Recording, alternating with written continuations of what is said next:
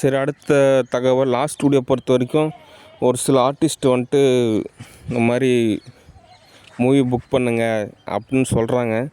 எனக்கே மிகவும் வருத்தமாக இருக்குது. ஏன் அப்படின்னா, இப்போ யதார்த்த ரீதியாக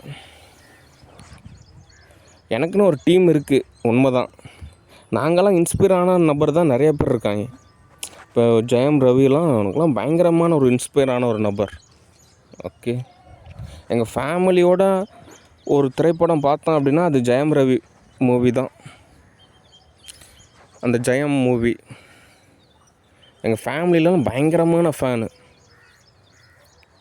ஓகே, நானே கூட அவரோட படம் எல்லாமே பயங்கரமாக இருக்கும். நல்ல ஒரு தரமான ஒரு ஆர்டிஸ்ட்டு. அதான் நினச்சிருக்கேன், இது என்ன ஒரு ஃபேமிலி, என்ன ஒரு பாக்கியம். நல்ல ஒரு அண்ணன், நல்ல ஒரு டேடி மம்மி, நல்ல ஒரு ஃபேமிலி. வாழ்ந்தால் இப்படித்தான் வாழணும். என்ன ஒரு வாழ்வியல். உண்மையிலுமே ரொம்பவே சந்தோஷமான குடும்பம் அப்போலாம் நினச்சிருக்கேன். ஆனால் நேற்று நடந்த நிகழ்வில் அதிர்ச்சி தான். ஆனாலும் நான் என்ன சொல்கிறேன்னா, இதெல்லாம் நீங்கள் ஆரம்பத்திலே சொல்லியிருக்கணும். நிறையா யாராவது ஏற்பட்டிருக்காது. மனசு விட்டு பேசணும், அப்போ தான் நிறையா தீர்வு கிடைக்கும். ஏன்னா உளவியல் ரீதியான ஒரு மருத்துவத்துக்கான ஒரு தகவலும் கூட. இவங்கெல்லாம் ஆரம்பத்திலே எல்லாம் ஓரளவு தோது பார்த்துருந்தாங்கன்னா நிறையா சேதாரம் ஏற்பட்டிருக்காது. ஓகே, ஆனாலும் உங்களோட நிகழ்வுக்கு நான் வருத்தத்தை தெரிவிச்சுக்கிறேன். முடிஞ்ச வரைக்கும் அதை ஒரு சுலபமான ஒரு நிகழ்வாகவே சால்வ் பண்ணுங்கள். ஓகே, சென்னை அப்படின்றது எனக்கு ஒரு தோதான ஒரு இடம் தான். ஓகே, அது எனக்குமே புரியும். ஆனால் அங்கே நான் ஸ்டே பண்ணுறதுக்கு எனக்கு ஒரு லொக்கேஷன் வசதி எல்லாமே தேவைப்படுது. ஓகே, அப்படின்றப்போ சென்னை அப்படின்ற ஒரு நிலையில் நான் ஸ்டே பண்ணுறப்போ அங்கே எந்த இடமுமே ஏற்படாது. எல்லாத்தையுமே நானே ஓரளவு நிர்வகிச்சுக்குவேன். ஓகே, அடுத்து ஜெயம் ரவியை பொறுத்த வரைக்கும் நான் மூவியில் புக் பண்ணுறேன். ஓகே, எனக்கு கொஞ்சம் டைம் கொடுங்க. எனக்கு கொஞ்சம் சில வார்ம் இருக்குது.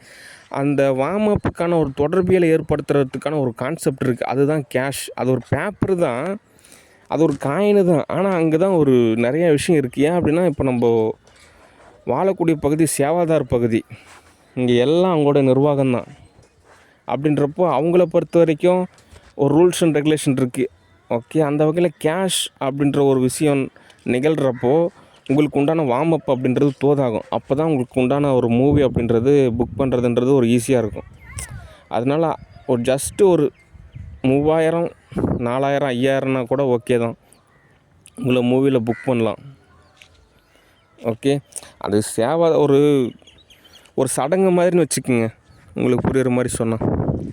அந்த சரியான வகையில் சடங்கு செய்கிறப்போ நமக்கு நிறையா நன்மை கிடைக்கும். ஓகே, சரி, அடுத்த தகவல். எப்பவுமே ஸ்டூடியோ பொறுத்த வரைக்கும் ஒரு டீம் அப்படின்றது அவசியம். ஒன்ஸ் ஒரு டைம் நம்ம ஒரு மூவி புக் பண்ணுறோன்னா ஒரு டீம் இன்னும் புக் பண்ணதுக்கப்புறம் பாதுகாப்பு கொடுக்கணும்.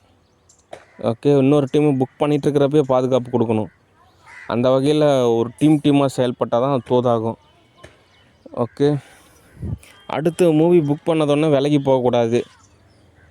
இந்த ரஜினிகாந்த் அப்படின்ற ஒரு நபர்லாம் மூவி புக் பண்ணதானே விலகி போயிடுவார். அதனாலேயே நிறையா சேதாரம் ஏற்பட்டுரும். அப்படிலாம் போகக்கூடாது. என்ன எதுன்னு தோது பார்க்கணும். ஓகே, அடுத்து டைரக்டர் வெற்றிமாறன், அவர் எங்கே இருக்காருன்னு கண்டுபிடிங்க. Some misunderstanding. அது பாலிடிக்ஸ், சினிமா இண்டஸ்ட்ரி பொறுத்த வரைக்கும் பாலிடிக்ஸில் இன்வால்வ் ஆகக்கூடாது. ஏன்னா அந்த மாதிரி நீங்கள் போனீங்க அப்படின்னா அது உங்களுக்கு சேதாரத்தை தான் ஏற்படுத்தும். தவிர்க்க முடியாத சூழ்நிலை அப்படின்னா ஓகே. அதனால் மேக்ஸிமம் எல்லோரும் இந்த பாலிடிக்ஸை கொஞ்சம் அவாய்ட் பண்ணுங்கள். ஏன் அப்படின்னா அப்போ தான் உங்கள் பொழப்பு உருப்படும். அதனால் அவர் ஓரளவு பதமாலாம் தோது பாருங்கள். ஏன்னா மிஸ் ஆகிறதுக்கான சான்சஸ் இருக்குது அப்படின்ற மாதிரி இன்டெலிஜென்ட் டீம் ரிப்போர்ட் தகவல் சொல்கிறாங்க.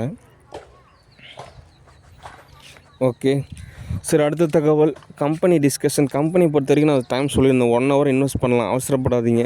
ஓகே, அதே மாதிரி தான் கவர்மெண்ட் அப்படின்றது நம்ம கேஷ் கொடுக்கலாம். அது நான் நோட்டில் எழுதிக்குவேன். அப்போ தான் ஒரு 10-11 மணிக்கு மேலே எல்லாம் தோதானதுக்கப்புறம் தான் நான் கேஷ் கொடுப்பேன்.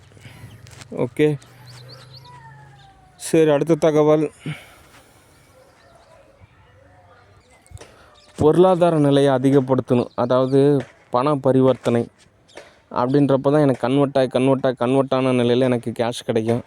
ஓகே, அதனால் எனக்கு தேவை கேஷு. அதுக்கு தகுந்த மாதிரி தோது பாருங்கள். ஓகே, அடுத்து டிவிகே சார்பாக இருக்கக்கூடிய அந்த விசிலானது கண்டக்டர் பயன்படுத்தலாமா, வாட்ச்மேன் பயன்படுத்தலாமா அப்படின்னு கேட்டால் அதுக்கு என்ன சரியான தகவல் அப்படின்னா, ஸ்போர்ட்ஸ்மேன், இந்த ஃபுட்பாலு, வாலிபாலு, கிரிக்கெட்டு ஒரு ஸ்போர்ட்ஸ் கோச் அவங்க விசில் பயன்படுத்துவாங்கள்ல, அந்த மாதிரி தான் நீங்கள் அந்த விசிலை பயன்படுத்தணும். ஓகே. ஏன்னா அப்படின்னா நம்ம வாழ்கிற லைஃப்பானது ஒரு கர்மயோகம். கர்மயோகம் அப்படின்றப்போ அது ஒரு ஸ்போர்ட்ஸ் மாதிரி தான். ஓகே. அதனால் அது ஸ்போர்ட்ஸ் விசில். ஓகே. சரி, நன்றி, வணக்கம், பாய்.